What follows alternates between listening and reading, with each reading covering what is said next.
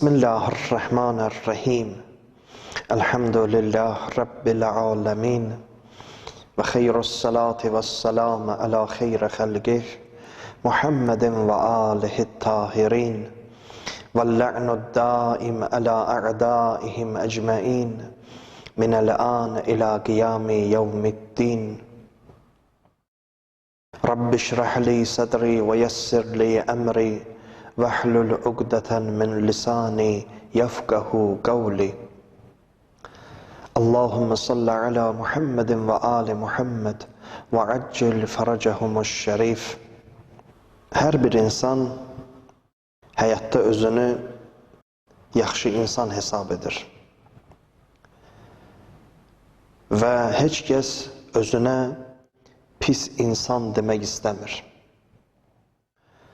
Ama tabii ki yaxşı insanın bir meyarı var. Kime yaxşı insan deyərlər? Bu meyar hər bir əqidədə, hər bir məktəbdə bir cürə tərif edilib, göstərilib. Amma əziz İslam dinində müqəddəs kitabımız Kur'an-ı Kerim'de ve Əhl-i Beyt aleyhimussalamın hadis-i şəriflərində yaxşı insanın meyarları göstərilib. Mən bugün siz əzizlərin huzuruna İmam Rıza Salamullah aleyhdən bir hadis-i şərif oxuyacağım. Həmin hadis-i şərifdə yaxşı insanın meyarı göstərilib. Bir nəfər gəldi, İmam Rıza aleyhissalamdan soruşdu ki, Yəbnə Resulullah, yaxşı insan kimə deyilir? Həzrət buyurdu ki, yaxşı insanın 5 xüsusiyyəti var. Birincisi, yaxşı insan o insandır ki, yaxşılıq etsə, seviner. Allahu Teala'ya şükür eder. Diğer Perverdigaram, həmd olsun sənin dərgahıva, şükürlər olsun sənin dərgahıva ki, bu yaxşı işi görməyi mənə nəsib etdin. Daxilən sevinç hissi keçirər. Və heç zaman bu yaxşılığı öz adına yazmaz. Bunu Allahu Teala'nın ona bəxş etdiyi bir nemət kimi qəbul edər. Məsələn, biz çox insanlar görürük. Öz aləmində yaxşı bir iş görür, amma həmin işi öz adına çıxır. Deyir, mən filan işi gördüm, mən elədim. Mən olmasaydım bu iş baş verməyəcəkdi. Yaxşılığı öz adına çıxardır. Amma bizim dinimiz bu cür demir. Bizim dinimiz deyir ki, insan etdiyi yaxşılığa görə Allahu Teala'ya təşəkkür etməli. Bu yaxşılığın Allahu Teala tərəfindən ona nəsib olduğunu dərk etməlidir və buna görə şükür etməlidir. Məsələn, fərz eləyək ki, bir kasıb, bir fəqir bir insan bizim qarşımıza çıxır və biz cibimizdən 5 manat məsələn pul çıxardıb ona təqdim edirik. O sevinir. Bu pul verməyi, bu yaxşılığı bizə kim nəsib elədi? Allahu Teala nəsib elədi. Çünki mümkün idi ki, Allahu Teala həmin pulu sənə yetirməyəydi. Mümkün idi ki, həmin fəqiri sənin qarşıva yox, tamamilə başqa bir insanın qarşısına çıxardaydı. Mümkün idi ki, həmin anda sənin qəlbinə bu fikir daxil olmayaydı ki, sən götürüb həmin şəxsə ehsan edəsən. Allahdır o pulu bizə yetirən, Allahdır o fəqiri bizim qarşımıza çıxardan və Allahdır bizim zehnimizə o fəqirə kömək etməyi salan. Əgər Allah onu bizim qəlbimizə salmasa, təbii ki, biz həmin yaxşılığı edə bilmərik. Demək, yaxşılıq bizim adımıza yazılsa da, amma ən əsas Allahu Taala'nın adına yazılır və o nəsib edir. Ona görə buyurur, yaxşı insan o insandır ki, yaxşı iş görəndən sonra sevinər və Allahu Taala'ya təşəkkür edər. Deyər, Pərverdigara, şükürlər olsun sənin dərgahına. Sən bu neməti bizə əta etdin. İkinci xüsusiyyət. Və izə əsa'u istəğfəru. Yaxşı insanın ikinci xüsusiyyəti budur ki, elə ki pis bir iş gördü, xoşa gəlməz bir iş gördü.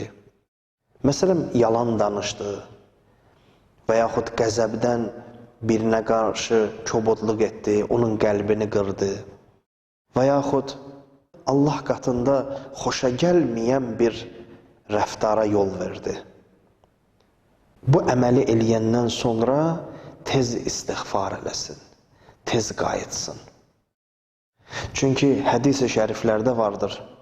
Buyurur, insan bir günah iş gördü, günahın qaranlığı o həmin şəxsin qəlbini bürüyər. Elə ki, şəxs istiğfar elədi, Allahu Taala'dan bağışlanmaq dilədi, yenidən Allaha tərəf qayıtdı, həmin şəxsin qəlbi yenidən ilahi nuraniyyətə qovuşur. O haramın, o günahın ağırlığı, qaranlığı, zülməti bu insanın qəlbindən uzaqlaşır. Xoş o insanların halına ki, pislik eləyəndən sonra, xoşa gəlməyən hərəkət eləyəndən sonra tez istiğfar edərlər, tez yola qayıdarlar. Bu çox önəmlidir. Peyğəmbər sallallahu aleyhi və aleyh gündə 70 kərə istiğfar edərdi. Soruşarlar, ya Rasulallah, niyə görə sən gün ərzində bu qədər istiğfar edirsən, bu qədər Allahu Taala'dan bağışlanmaq diləyirsən? Həzrət buyurardı ki, qəlb eyni ilə dəmir kimi pas atır. Necə ki, əgər dəmiri bir yerə qoysalar, dəmir pas atar, qəlb də o cürdür, pas atır. Mən əstəğfar etməklə qəlbimin o pasını təmizləyirəm. İstiğfar etmək, bağışlanmaq, diləmək bu qədər önəmlidir. Məxsusən insan xoşa gəlməyən bir işdən sonra istiğfar eləsə, bu həddən artıq önəmlidir. Demək, yaxşı insanın birinci xüsusiyyəti ibarətdir ki, yaxşılıq etdi, sevinər, Allahu Taala'ya təşəkkür edər ki, Pərverdigara, bu yaxşılıq etməyi mənə nəsib etdin. İkincisi, xoşa gəlməyən hərəkətə yol versə, istiğfar edər, Allahu Taala'dan bağışlanmaq diləyər. Üçüncüsü, elə ki, ona nemət əta olundu, təşəkkür edər Allaha. Xoş belə insanların halına. Bəzi insanlar var ki, ümumiyyətlə şükr etməyi unudublar. Allahu Teala ardı-ardına onlara nemətlər əta edir. Amma bir dəfə də olsun qəlbini Allah dərgahına çevirib, Pərverdigara, şükür olsun sənin dərgahına. Sənsən bu nemətləri bizə əta eləyən. Əgər sən əta eləməsəydin, mən bu nemətləri əldə eləyə bilməzdim. Əgər sən istəməsəydin, mən zəmingir olardım, ayağa qalxa bilməzdim. Bu hərəkət nemətini, bu iş görmək qabiliyyətini, hamısını Pərverdigara sən mənə vermisən. Əgər sən bu istedadı verməsəydin, mən heç bir iş görə bilməzdim.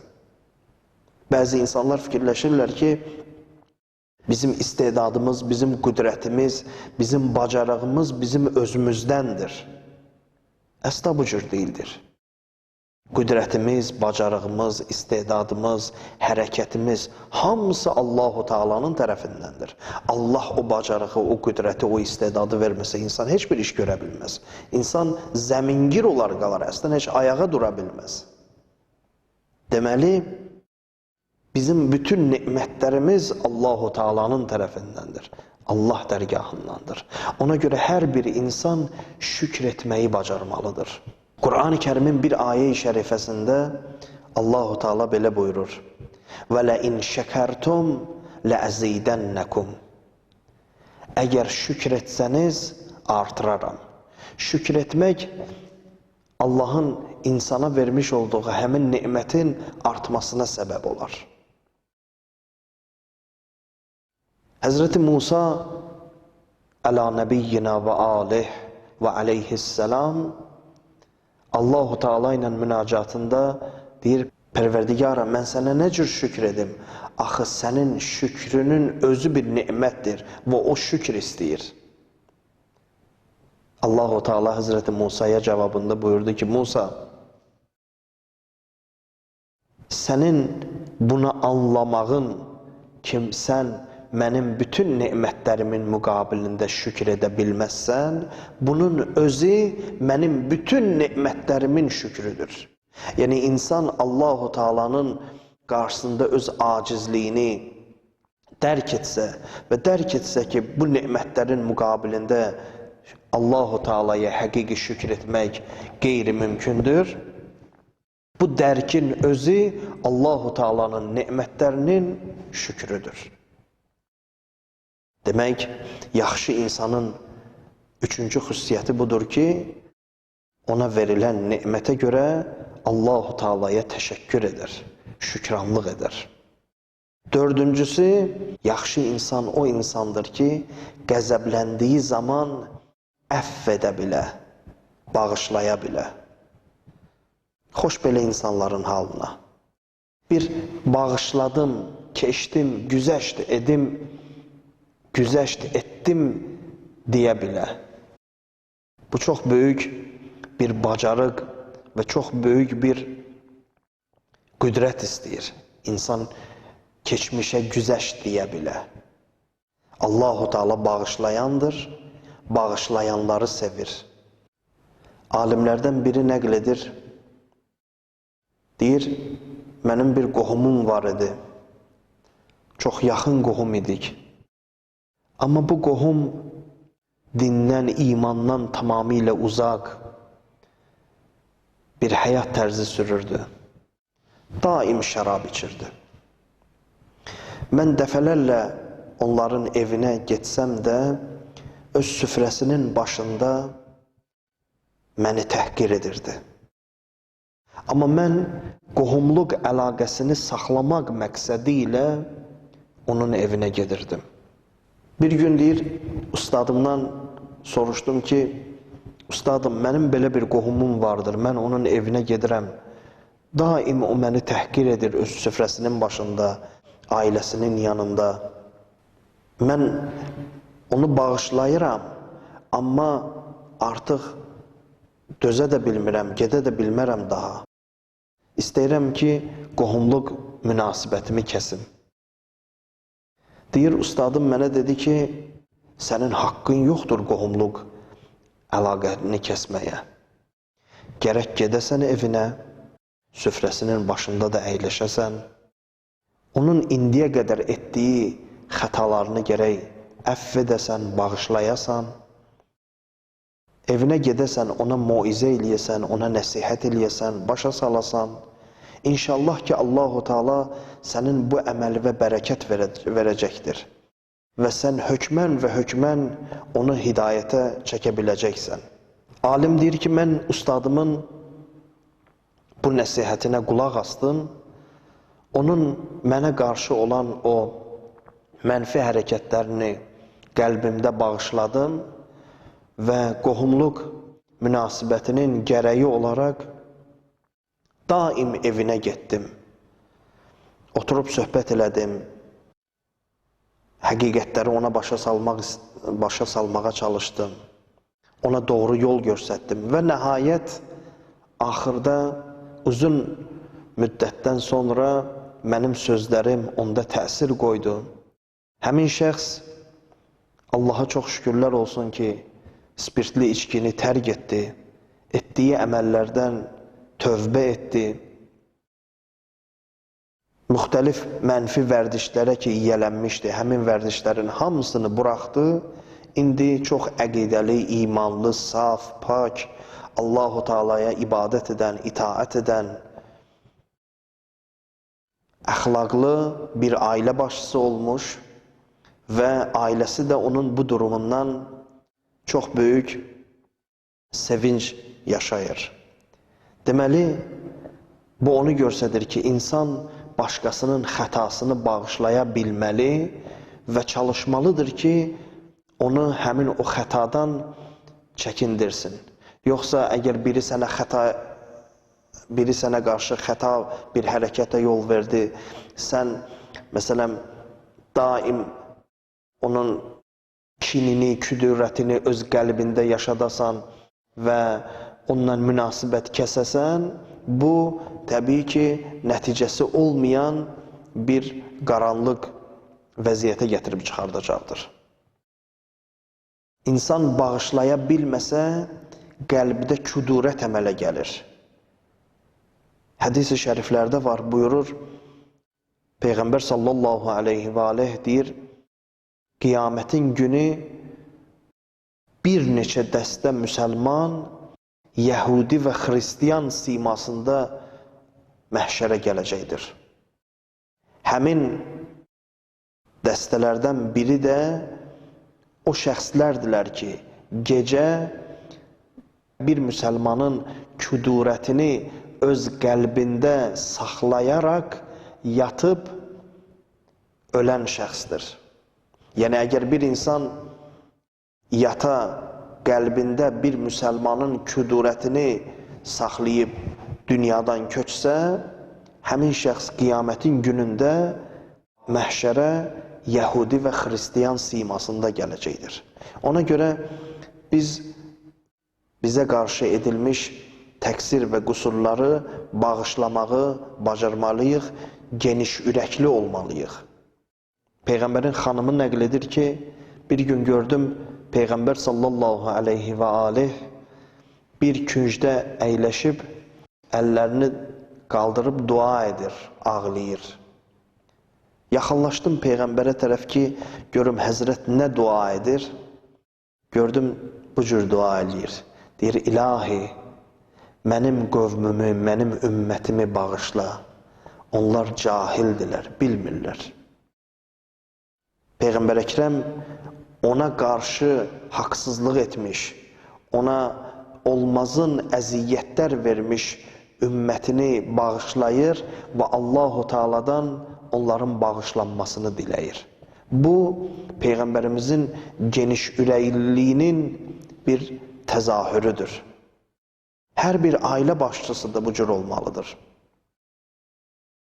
Görürsən ki, ailədə, məsələn, xanım səhvlərə yol verə bilir və yaxud övladlar səhvlərə yol verə bilir. Hər bir ailə başçısı geniş ürək olmalı. O ailə fərdlərinin törətdiyi xətaları, nöqsanları bağışlaya bilməlidir.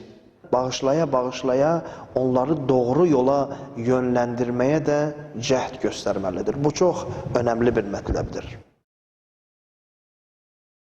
Yaxşı insanın sonuncu, 5-ci xüsusiyyəti budur ki, imtihan və çətinliklə üzləşəndə səbr edərlər, öz kontrollarını itirməzlər. Çox insanlar görürük ki, normal, adi həyatda özlərini çox rahat və sərbəst aparırlar. Amma elə ki, çətinlik və bəlalarla üzləşdilər, imtihanlarla üzləşdilər, artıq səbirsizlik göstərirlər. Xoş o insanın halına ki, bəla zamanı, çətinlik zamanı, imtihan zamanı səbr göstərə bilir. Bu da yaxşı insanın sonuncu 5-ci xüsusiyyətidir. Fikrimizi ümumiləşdirsək, deməli, yaxşı insanın 5 xüsusiyyəti var. Yaxşılıq etdiyi zaman sevinər, Allah-u Teala'ya bu yaxşılığına görə təşəkkür edər, xoşa gəlməz hərəkətə yol verəndə istiğfar edər, bağışlanmağını diləyər, peşmançılıq keçirər, nemət verildiyi zaman şükür edər, qəzəbləndiyi zaman bağışlayar və çətinlik, imtihan zamanı səbr edər. Vəssalamu aleykum və rəhmətullahi və bərəkatuh.